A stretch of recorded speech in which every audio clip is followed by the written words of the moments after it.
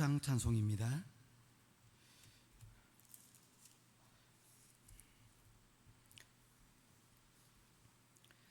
찬송가 586장입니다.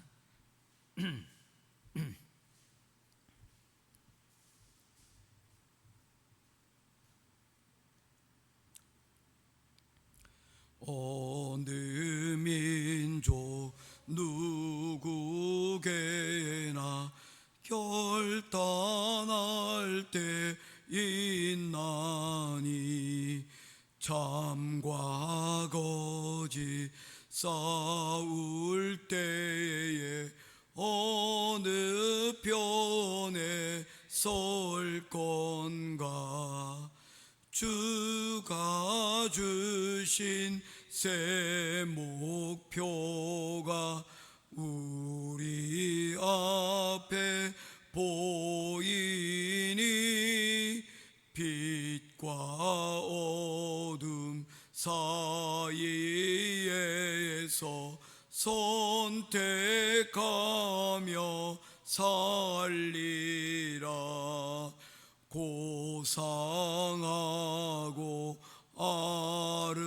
아름답다 진리 편에 서는 일. 진리 위에 억압받고 명예이익 잃어도 비겁한 자 물러서나 용감한 자 굳세게 낙심한 자 돌아오는 그날까지 서리라. 순교자의 빛을 따라 주의 뒤를 쫓아서 십자가를 등에 지고 암만 향해 가리라.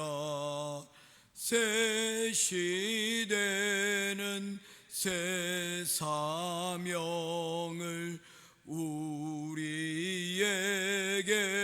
주나니 진리 따라 사는 자는 전진하리 언제나. 악이 비록 성하여도 진리 더욱 강하다. 진리 따라 살아갈 때 어려움도 당하리. 우리 가는 그 앞길에 어두운 장마 덮쳐도 하나님이 함께 계셔 항상 지켜 주시리.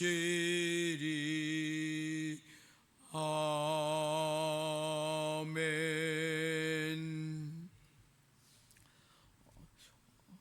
이 찬양 불러본 지 한 20년은 넘은 것 같아요. 아주 오래간만에 이 찬양을 불러봅니다.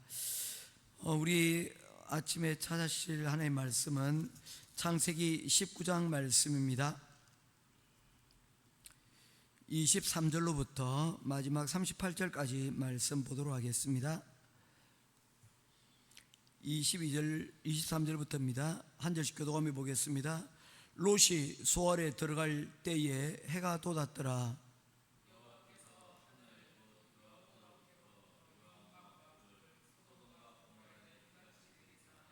그 성들과 온 들과 땅에 성에 거주하는 모든 백성과 땅에 난 것을 다 엎어 멸하셨더라.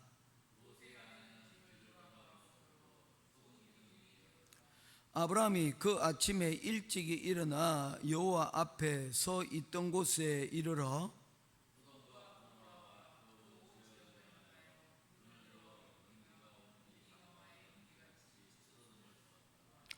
하나님이 그 지역의 성을 멸하실 때 곧 롯이 거주하는 성을 엎으실 때에 하나님이 아브라함을 생각하사 롯을 그 엎으시는 중에 내 보내셨더라.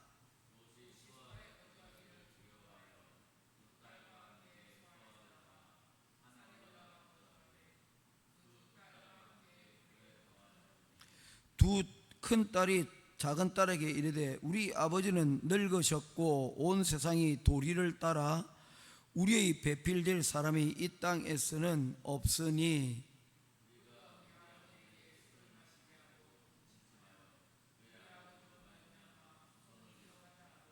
그 밤에 그들이 아버지에게 술을 마시게 하고 큰 딸이 들어가서 그 아버지와 동침하니라. 그러나 그 아버지는 그 딸이 눕고 일어나는 것을 깨닫지 못하였더라.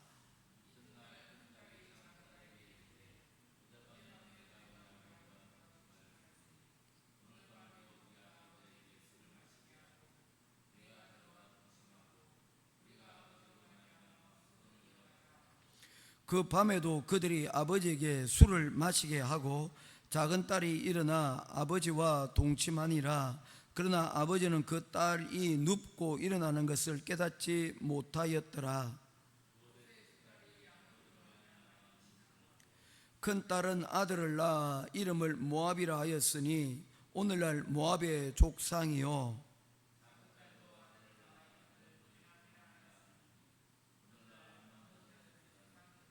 아멘.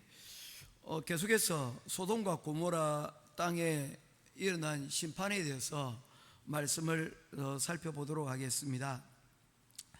어제 말씀을 드리면서 이름 값을 하는 게 참 중요하다라고 이야기를 하였습니다. 소돔 땅의 원래 이름이 뜻이 동성애의 이름의 뜻을 가지고 있지는 않았을 것입니다. 그런데 그 이름이 사람들에게 소도마이트라고 하게 되어지면 동성애를 하는 자들이라는 뜻으로 그렇게 알려지게 되어졌다는 것입니다. 우리에게도 각자의 이름들이 있습니다. 그 이름에 담긴 뜻이 있습니다. 그 이름값을 하지 못하면 우리의 이름은 오명으로 불려지게 되어진다는 것입니다. 대한민국에 많은 장성들이 지금 재판을 받고 있습니다. 장군은 전쟁터에서 또는 군대에서 그것이 자신의 이름이 평가되어져야 됩니다. 그런데 지금 많은 하늘의 별과 같은 그런 장군들이 재판정에 서 있는 것입니다. 그들의 이름이 불려지지 말아야 될 곳에서 불려지고 있는 것이죠. 창피를 당하게 되는 것입니다. 책임 공방을 하고 있고 이제 모든 재판의 절차가 끝이 나고 이제 판결을 앞두고 한 2주간의 시간이 이루어지게 될 것입니다. 모쪼록 우리 대한민국이 이를 통하여서 더 나은 자리로 나아갈 수 있도록 위해서 우리가 기도해야 될 것입니다.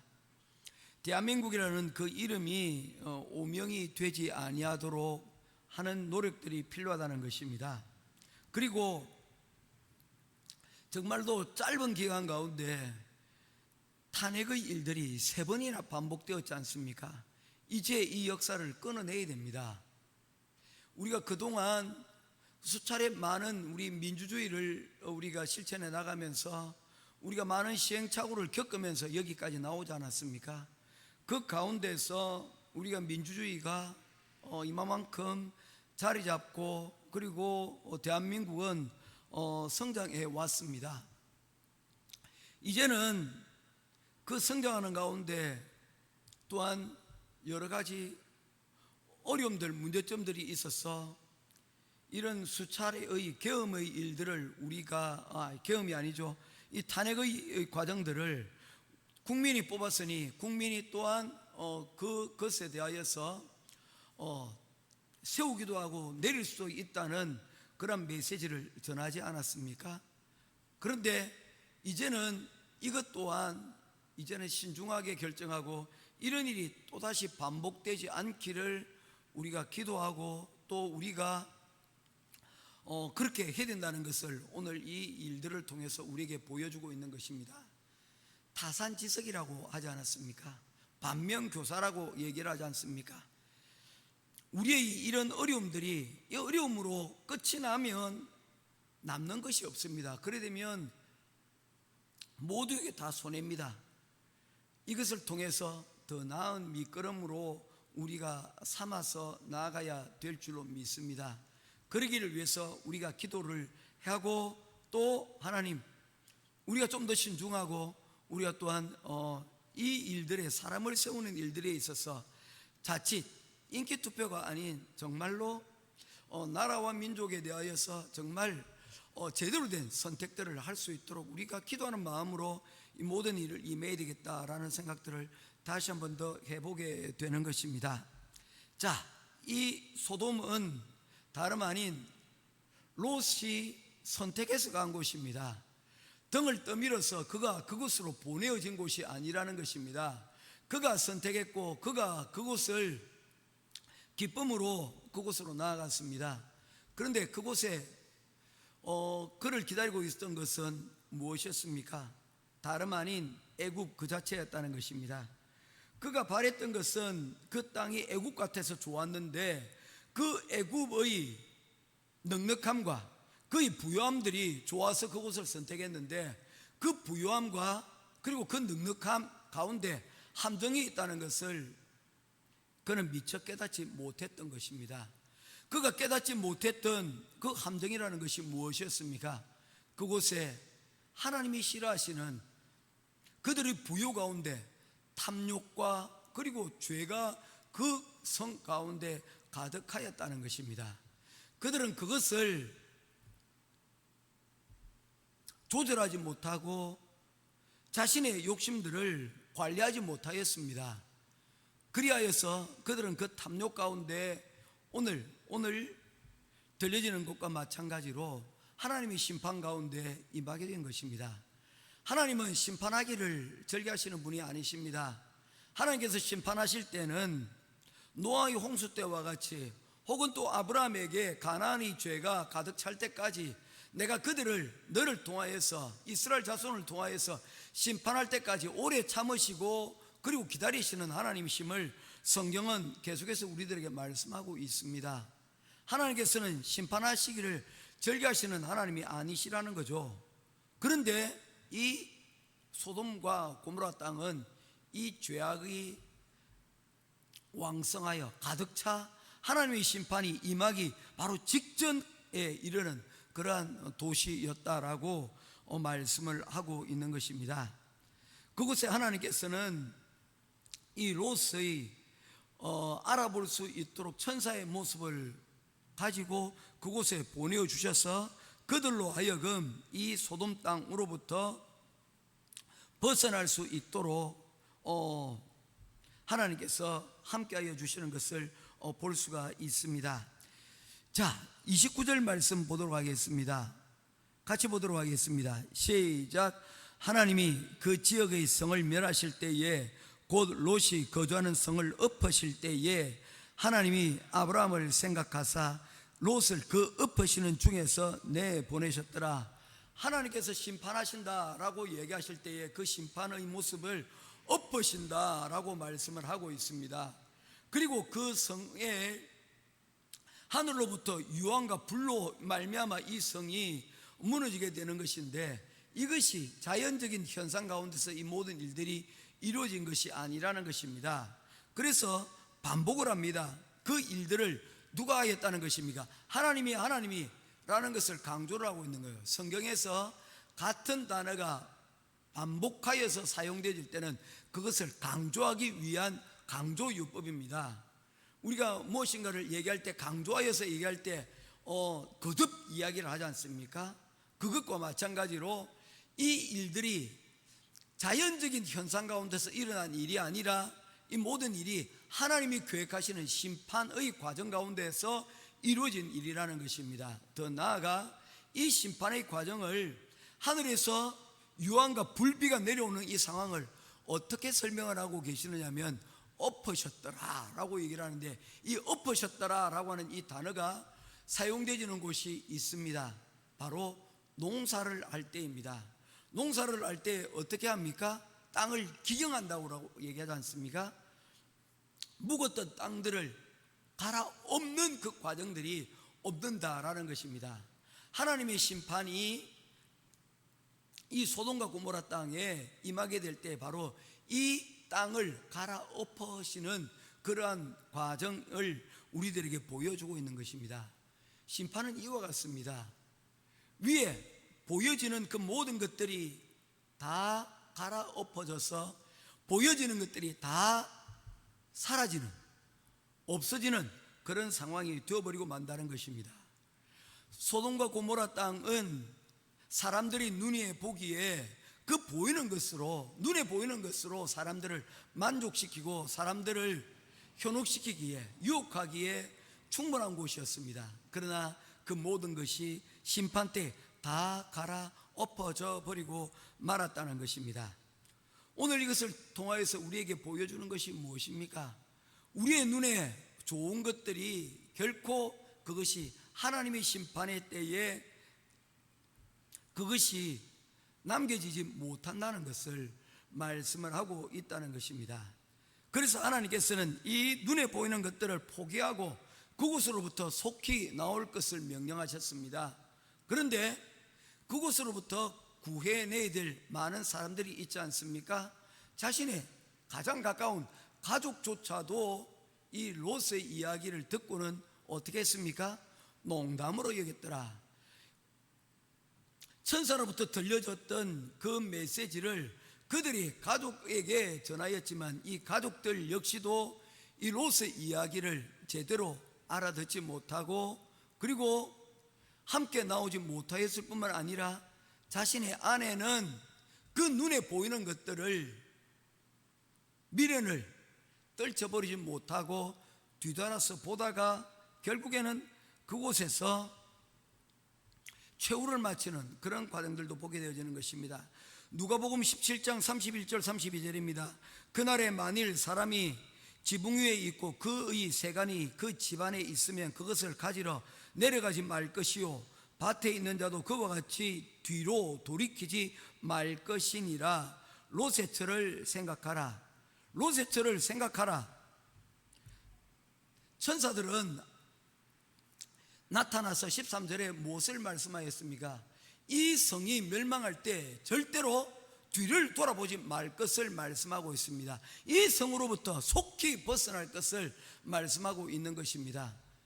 그 이야기를 들었음에도 불구하고 이 롯의 아내는 그 뒤를 돌아보는 그것을 통하여 그 멸망하는 도성과 함께 망해버리고 말았다는 것입니다. 남겨놓고 떠나야 될 것에 미련을 버리지 못하면서 결국에는 그것과 함께 망하게 되었다는 것입니다.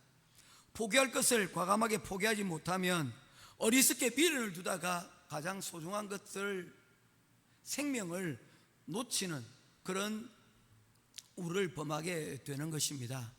오늘 우리의 모습은 어떻습니까? 우리가 가장 지금 소중하게 생각하고 있는 것들이 무엇입니까? 그것이 여러분 하나님이십니까? 그렇다면 그 하나님이 가장 소중하다는 것을 여러분들이 주변의 사람들에게 알게 해야 됩니다. 무엇이 소중한지, 그것은 내가 그것을 버릴 수 있는지가 가장 소중한 것을 드러내는 가장 중요한 단서가 될 것입니다. 용기라는 것은 다른 것이 아니라 최고의 것을 위해서 덜 중요한 것을 포기하는 그러한 과정이기 때문입니다. 포기하지 않고서는 최고의 것을 얻을 수가 없기 때문입니다. 롯의 처는 무엇이 가장 소중한지 그 도망가는 그 과정 가운데서도 여전히 깨닫지 못하다가 함께 망해버리고 만 것입니다. 존 버년이 기록한 철로 역정이라는 책을 보게 되어지면 그가 머물고 있던 성을 가리켜서 장망성이라고 그렇게 표현을 하고 있습니다. 장망성, 그것을 풀이하면 이것입니다. 장차 망할 도성이라는 그런 의미를 가지고 있습니다. 그곳을 이제 벗어나서 천국으로 향하는 그 순례의 길을 걸어가는 사람을 바로 이 철로 역정의 성도들을 이야기를 하고 있는 것입니다. 미련을 두고 오늘 내일 하다가는 그곳으로부터 여러분 벗어날 수가 없다는 것입니다. 우리가 땅에 발을 디디고 우리가 이 세상에서 무한하게 살아가지 수밖에 없지만 우리의 걸음이 이곳을 살아가면서도 어떻게 해야 된다는 것입니까? 우리가 목표로 삼고 있는 곳이 어떤 곳이어야 될 것인가를 우리가 분명하게 그 목표를 우선순위를 분명히 두어야 될 것을 말씀을 하고 있는 것이죠. 그리고 하나님께서 그들에게 이 롯에게 명령하셨습니다. 속히 이곳을 떠나라, 산으로 올라가라고 말씀하셨습니다. 그런데 롯이 뭐라고 얘기했습니까? 그는 그 산까지는 갈 수 없고 작은 곳으로 가기를 원하여서 그는 소알이라는 곳에 가기를 원하였습니다. 23절 말씀입니다. 롯이 소알에 들어갈 때에 해가 돋았더라 라고 이야기를 하였습니다. 그런데 이 이야기를 보게 되어지면 이 롯이 떠나갈 때에 그 동이 틀 때에 천사들이 그를 깨워서 속히 이곳을 벗어나도록 재촉을 하였다는 것입니다. 자, 동이 틀 때에 그를 깨워서 이 성으로부터 나가게 하였는데 23절에 보니까 소알에 들어갈 때 해가 돋았더라 라고 얘기를 하였습니다. 이 말은 무엇입니까? 소돔과 고모라부터 소알이 먼 것입니까? 가까운 곳입니까? 멀었다면 아마도 해가 중천에 떠올랐어야 아마 그곳에 도착을 하였을 것입니다. 차로 이동하는 것들도 아니고 말입니다. 걸어서 이동을 하였을 것인데 그 걸어서 이동하는 과정 가운데서 불과 1시간이 채 되지 않아서 그 성에 도달할 수 있었다는 것이죠. 다시 말해서 그 재앙이 임할 때에 1시간 정도를 걸어서 갈 수 있는 곳, 한 4km 남짓 되지 않겠습니까? 우리가 시속 4km, 아무리 빨리 걸어도 6km밖에 못 걷는다고 할 때 거리가 결코 멀지 않은 곳입니다. 여기가 소돔과 고모라 땅이라면 아마 네포 정도 되어지면 아마 그 정도 될 거예요. 굉장히 짧은 거리입니다. 바로 코앞일 수도 있는 것입니다. 그곳으로 그가 도망을 하였다는 것이죠. 먼 곳으로 도망가기를 원치 않았던 이유가 무엇일까요? 미련이 아직도 조금 더 남아있지는 않았을까요? 혹시나 일이 어떻게 되는가 지켜보려고 했던 그런 마음들은 아닐까 하는 것입니다. 그리고 떠나고 싶지 않은 그런 마음이 있었겠죠. 이런 비슷한 상황을 마태복음 26장에서는 뭐라고 얘기를 하고 있냐면 베드로가 예수님을 따를 때에 예수님께서 잡혀 그리고 빌라도의 법정으로 가실 때에 그가 멀찍이 그 뒤를 따랐다라고 말씀을 하고 있습니다. 멀찍이라는 말이 무엇입니까? have a distance라고 영어 성경에 번역을 하고 있는데 far away처럼 아주 멀리 도망을 가는 것도 아니고요. 그리고 close to 그 하나 예수님 앞에 내가 제자다 하면서 예수님을 가까이 따라가서 그가 예수님과 관계 있는 사람이라는 것을 드러내지도 않을 만큼 적당하게 도망갈 수도 있고 그리고 달려갈 수도 있는 그런 적당한 거리를 두고 예수님을 쫓아갔다는 것이죠. 그 베드로의 모습과 그리고 이 롯의 모습이 소알에 거하기를 원하는 이 롯의 모습이 다를 바가 무엇이겠습니까? 우리와 하나님과의 거리는 어떻습니까? 적당히 그렇게 예수님을 따라가고 있습니까? 어쩌면 베드로처럼 창피를 당할 수 있습니다. 결국에 베드로가 선택한 길은 무엇입니까? 닭이 울기 전에 3번 예수 그리스도를 부인하고 마지막 때는 저주하고 그리고 그 다음에 참여하며 그곳을 벗어나 버린 것밖에 없지 않습니까? 하나님의 말씀에 산으로 도망하라 하였을 때 그 산으로 도망하지 못한 이 롯의 가정은 어떻게 됩니까? 창피를 당하게 됩니다. 그 이후에 이 가정 가운데 일어난 일, 내일 조금 더 살펴보도록 하겠습니다. 그 가정 가운데 어떤 일이 일어났습니까? 2딸이 아버지와 동침하며 그 자손을 이어나가는 그 수치의 역사를 여러분 만들어내지 않습니까? 그들은 소알에 그대로 머물러 있을 수가 없었습니다. 그들은 그 소알에서 나와서 결국에는 산으로 옮겨갈 수밖에 없었습니다. 30절 같이 읽고 마치도록 하겠습니다. 시작. 롯이 소알에 거주하기를 두려워하여 2딸과 함께 소알에서 나와 산에 올라가 거주하되 그 2딸과 함께 굴에 거주하였더니 롯이 소알에 자기가 원해서 또 소알에 거주하였지만 그 소알에서 더 이상 오랫동안 머물 수가 없었다는 것입니다. 뭐 때문일까요? 뭐 이렇게 생각해 볼 수도 있습니다. 오늘 아침에 당신들이 저 소돔과 고모라 땅에서 이곳으로 오지 않았는가? 당신들 모습을 보니까 준비된 가운데서 나온 것이 아니라 헐레벌떡 왔는데 아마 사람들이 와서 그 일들이 어떻게 일어났는가 아마 묻고 또 뭐 여러 가지 이야기가 있지 않았겠습니까? 그런 것들일까요? 그가 진짜 두려웠던 것이 무엇일까요? 그가 하나님의 그 심판, 이 어떤 일들이 일어났는지 이후에 그 소알 땅에 있으면서 전해 듣고 보지 않았겠습니까? 아하, 이것도 안전하지 못하구나.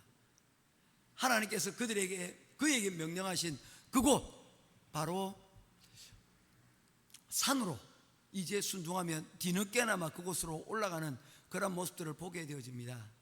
여러분, 우리가 순종할 때 온전하게 순종하며 하나님 앞에 처음 들었을 그때에 순종하며 나아가게 되었다면 어쩌면 롯의 가정 가운데 있게 될 그런 비극들은 어쩌면 막았을 수도 있을지도 모릅니다. 피해를 최소화했을지도 모릅니다. 다시 시작하는데 또한 부끄럼 없이 시작을 했을 수도 있을 것입니다. 그런데 이 롯의 신앙이 그렇게 준비되어지지 못했었다는 거죠. 모쪼록 오늘 우리에게도 이 롯의 가정을 통해서 전해주시는 하나님의 메시지를 크게 들을 수 있게 되기를 주님의 이름으로 축원합니다. 오늘 내가 지금 순종해야 될 것이 무엇인가? 또한 오늘 내가 갈아엎어서 엎어져서 기경이 될 것들은 무엇인가? 이 롯의 이야기가 다른 사람의 이야기가 아니고 나의 이야기라는 이것을 반면교사 삼아 우리가 오늘 하나님 앞에서 순종해야 될 그 순종의 자리 가운데로 나아갈 수 있는 저와 여러분 될 수 있기를 주님의 이름으로 축원드립니다. 기도하겠습니다.